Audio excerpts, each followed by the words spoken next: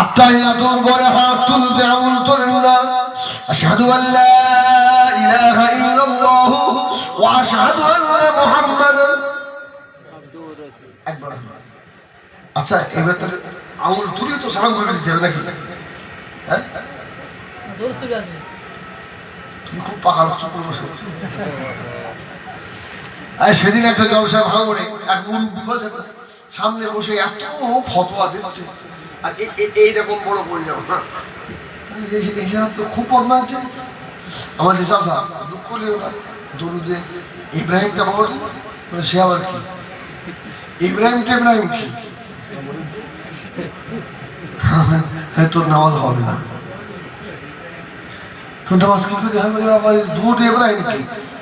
কিন্তু তার জামা তার লেবাস থেকে মনে হবে জান্নাত থেকে একদিন চলে এলো।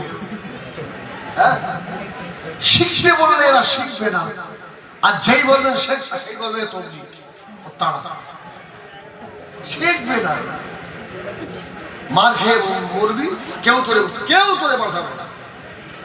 হ্যাঁ যার অপেক্ষা আছে সেটাই যদি হাই হাই শিখে নাও। ভালো হাফেজ সাহেব পেয়েছো তোমরা। হ্যাঁ কেউ কোনদিন মুসল্লি হাফেজ সাহেব আজ একটা লাল চা খাওয়াবো, আমার একটা দোয়া শিখিয়ে দেবে? এই বল কেউ বলে তো? হ্যাঁ কেউ বলে? পাঁচবার নামে দরুদ ইব্রাহিমে কবার দেখেন আল্লাহুম্মা সাল্লি আলা মুহাম্মাদ ওয়া আলা আলি মুহাম্মাদ আল্লাহুম্মা বারিক আলা মুহাম্মাদ ওয়া আলা আলি মুহাম্মাদ সুবহানাল্লাহ। ওই চারবার এই একবার পাঁচবার তাহলে দুই রাকাত নামাজে রাসূলুল্লাহ নাম পাঁচবার হয়। সারা দিনে কত রাকাত নামাজ পড়ি সুবহানাল্লাহ বলে হিসাব করতে পারবে? কম্পিউটারের ক্ষমতা আছে? কোরআনের পাতায় পাতায় নবীর নাম, হাদিসের পাতায় পাতায় নবীর নাম, আর শিল্পীর গজলে নবীর নাম, অল মাহফিলে নবীর নাম, সেমিনারে নবীর নাম। ও আমার রাসূল পাকের শান আল্লাহ এত বাড়িয়েছে, কেউ যদি আমার নবীকে ইয়া নবী না বলে তা আমার রাসূলের কিছু যায় আসে না।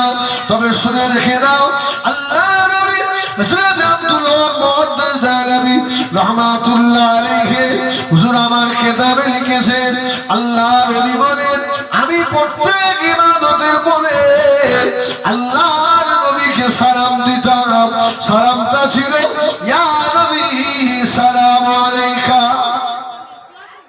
কিতাব আছে আমার কাছে, ভাও কথা বলিনি ভাই কি তবে ইচ্ছা হলে দিতে পারে। আমার সোনামানি আমার ওয়াজ এখানেই শেষ করতে হবে। কেন বলি শোনেন এসছি একদম নূতন, ইচ্ছা ছিল খানিকক্ষণ ওয়াজ করা। আচ্ছা ঠিক আছে বুঝলেন না? এখন কথা হলো ওয়াজ এটা কি বলেন খাতা আমলনামা নিয়ে এসে হাজির। এখন শুধু এই বছর তো শেষ করলে হবে না, আগামী বছর মাহফিলটা তো দিতে হবে তো নাকি? আলহামদুলিল্লাহ বলে